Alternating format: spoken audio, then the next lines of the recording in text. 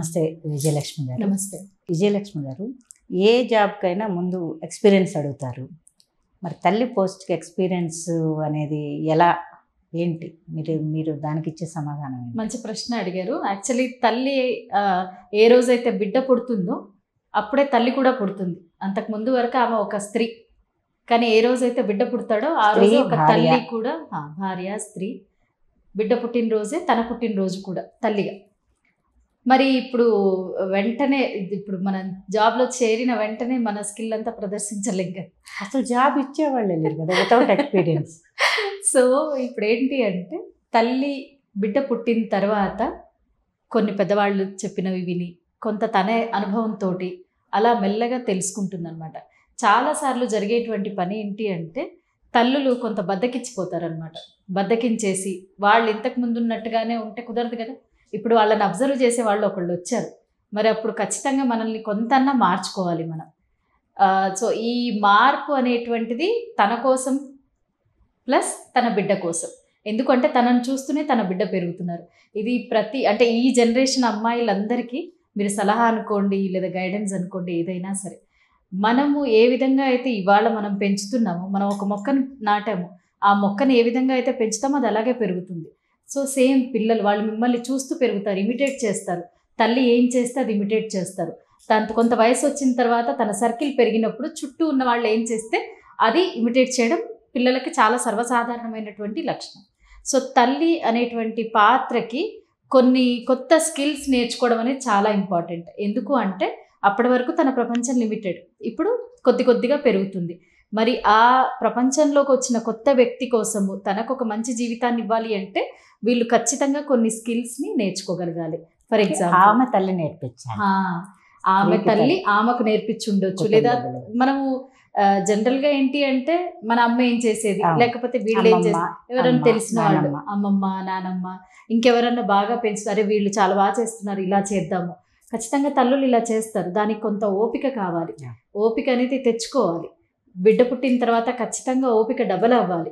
Actually అలసిపోకూడదు. అలుపు అనేటువంటిది తెలియకుండా మనము పరిశ్రమించగలగాలి. అండ్ ఇంకొకటి, మనం చేసేటువంటి వంట అప్పటిదాకా మనం వండి పెట్టింది ఒకటైతే, మనం పిల్లలు పుట్టిన తర్వాత వాళ్ళకి నచ్చినట్టుగా రుచులు. ఎందుకు అంటే మనం ఇచ్చేటువంటి ఆహారమే వాళ్ళకి ఔషధం లాంటిది.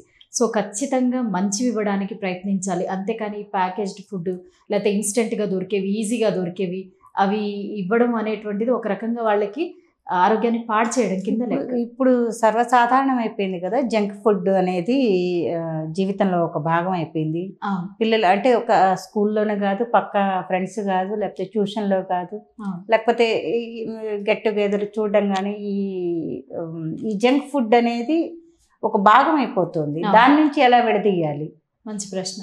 జంక్ ఫుడ్ అనేది భాగం అయిపోయింది, కానీ మీరు ఆ జంక్ ఫుడ్ ఎందుకు పిల్లలు తింటున్నారు, రుచిగా అనిపిస్తుంది.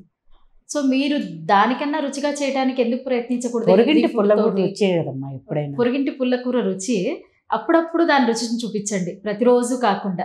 మనం మొత్తంగా నివారించలేము, కానీ మినిమైజ్ చేయొచ్చు. ఆ జంక్ ఫుడ్ ఏదైతే ఉందో మెల్లమెల్లగా తగ్గించడానికి మనం ప్రయత్నించవచ్చు. దీనికి నేను ఉదాహరణ చెప్తాను. నాకు 2 పిల్లలు ఉన్నారు.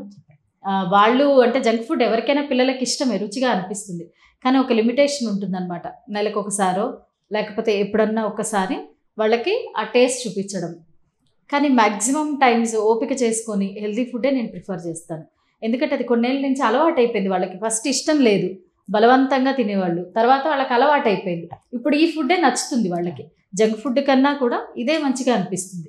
అంటే తల్లి, నేను అనేది ఏంటి అంటే, ఇక్కడ ప్రపంచమంతా జంక్ ఫుడ్ నిండిపోయి ఉంది. మనం అది ఆబ్వియస్గా అవాయిడ్ చేయలేం, ఎందుకంటే టైం ఉండట్లేదు, ఇన్స్టెంట్గా దొరుకుతుంది, ఈజీగా అవైలబుల్ ఉంటుంది. సో ఇలా రకరకాల రీజన్స్ తోటి మనం జంక్ ఫుడ్ పైన ఆధారపడుతున్నాం. కానీ తల్లి చేయాల్సిన ప్రధానమైనటువంటి పని ఏంటి అంటే, ఆ ఫుడ్ ఏ పని చేసినా కూడా మనము ఇంత జానెడు పొట్ట నింపుకోవడానికే కదా. సో ఆ పిల్లల పొట్ట అనేది కరెక్ట్ ఫుడ్ తోటి నింపగలగాలన్నమాట. కాస్త ఓపిక చేసుకొని, ఇంకా ఎవరినైనా పెద్దవాళ్ళని అడిగి తెలుసుకొని ఇంకా రుచిగా ఏమన్నా చేయొచ్చా. ఎందుకంటే మనం ఇచ్చేటువంటి ఆహారం వల్లనే వాళ్ళ ఆరోగ్యం అనేటువంటిది బాగుపడుతుంది. సో ఇది ఒక లక్షణం. ఇంకొకటి, అప్పటిదాకా ఏమీ రాని తల్లికి కూడా ఏదో ఒక స్కిల్, అంటే తన సమయాన్ని ఎలా వృధా కాకుండా ఉపయోగించుకుంటుంది అనేది కూడా చాలా ప్రధానమైనటువంటిది. మీరు ఎప్పుడైనా అబ్జర్వ్ చేయండి, ఇది నా స్వానుభవం. వర్కింగ్ పేరెంట్స్ వాళ్ళ పిల్లలు ఉన్నంత యాక్టివ్గా హౌస్ వైఫ్స్ అంటే ఇంట్లోనే ఉండే తల్లులు వాళ్ళ పిల్లలు ఉండరు.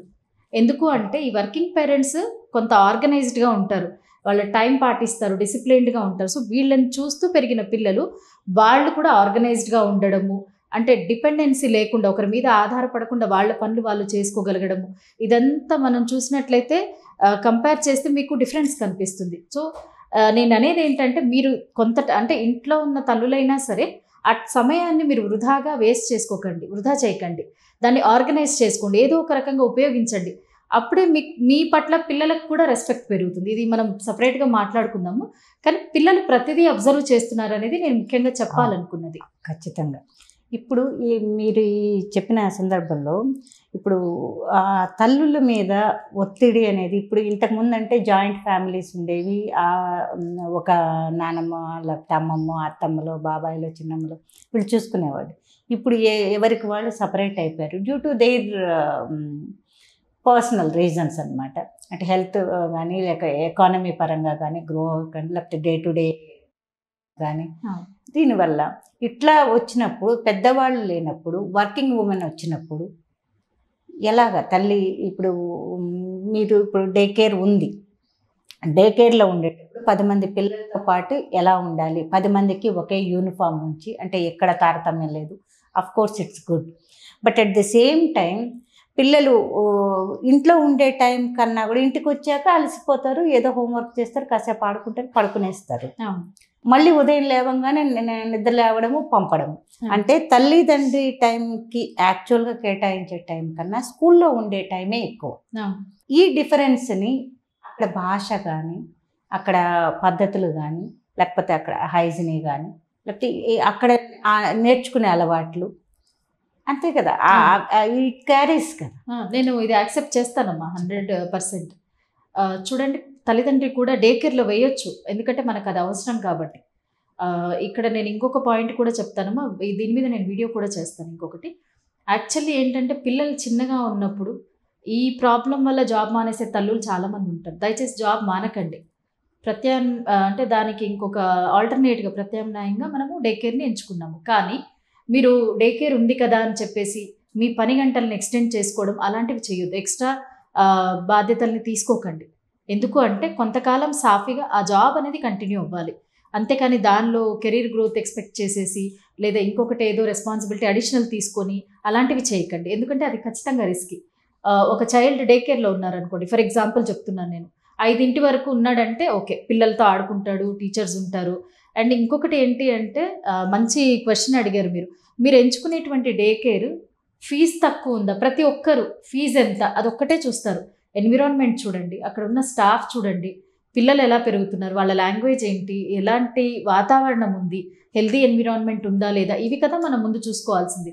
ఎందుకంటే డబ్బు మనం తిరిగి సంపాదించుకోగలం, కానీ ఒకసారి సమయం అనేది గడిచిపోయాక, పిల్లాడు 1 సంవత్సరం పెరిగాక ఈ ఇయర్లో రావాల్సిన లెర్నింగ్ నెక్స్ట్ ఇయర్లో రమ్మంటే ఎలా వస్తుంది? ఆబ్వియస్లీ ఆ ఇయర్ లెర్నింగ్ వేరే ఉంటుంది. కాబట్టి మీరు ప్రధానంగా ముందు డబ్బు కోసం చూసుకోవద్దు. ఫస్ట్ ఆ ఫెసిలిటీస్ ఏంటి అది చూసుకోండి. సెకండ్ మనకి మనీ కంపారిజన్ రావాలి. సో ఇక్కడ చాలామంది పొరపాటు చేస్తారు, ఇక్కడ తక్కువ రేట్ ఉంది కదా, ఏముంది డే కేరే కదా, కాదు. మీ చైల్డ్ యొక్క వాల్యుబుల్ మోస్ట్ ఇంపార్టెంట్ టైం, మీకు అన్నిటికన్నా ప్రిషియస్ మీ చైల్డ్. మరి ఆ చైల్డ్కి ఇచ్చేటువంటి వాతావరణం ఇంకెంత బెస్ట్గా ఉండాలి. You should definitely gift a best thing, right? So ఇది ప్రధానంగా చూసుకోవాలి. ఇంకొకటి, డే కేర్లో వదిలే తల్లులు 5 వరకు వదలండి. 5 తర్వాత ఇంటికి వచ్చాక చైల్డ్ని తీసుకెళ్ళి ఒక 6 వరకు ఇంటికి వెళ్ళాక ఫ్రెష్ చేసి తనతో 1 గంట 2 గంటలు గడిపితే కదా. 2 సంవత్సరాలకి తక్కువ ఉన్న పిల్లలు నేను 5:30 దాటి ఉంచనమ్మా స్కూల్లో. ఎందుకు అంటే వాళ్ళు మొహం వెలిసినట్టు అయిపోతారు, వాళ్ళు చెప్పుకోలేరు, భాష రాదు, బెంగ పెట్టేసుకుంటారు, జ్వరం వస్తుంది, మళ్ళీ నెక్స్ట్ డే రావాలి కదా, ఆ చైల్డ్ స్కూల్కి రాగలగాలి, తను హ్యాపీగా మూవ్ అవ్వగలగాలి కదా. వాళ్ళు ఏమైపోతారంటే డల్ అయిపోతారు, చెప్పుకోలేరు కదా. సపరేషన్ యాంగ్జైటీ అనేది ఎక్కువైపోయింది అనుకోండి, హ్యాండిల్ చేయలేము వాళ్ళని. సో తల్లికి నేను చెప్పేటువంటిది 5 వరకు, ఒక 5:30 వరకే పెట్టుకోండి, మరి ఎక్కువ బాధ్యతలు తీసుకోకండి. కొంతకాలం ఆ బిడ్డ కొంత పెరిగే వరకు కొత్త రెస్పాన్సిబిలిటీస్ తీసుకోకండి, జాబ్ కంటిన్యూ అవ్వాలి అంతే. సో వీకెండ్స్లో టైం స్పెండ్ చేయండి, తనతో ఎక్కువ టైం ఉండడానికి స్పెండ్ చేయండి.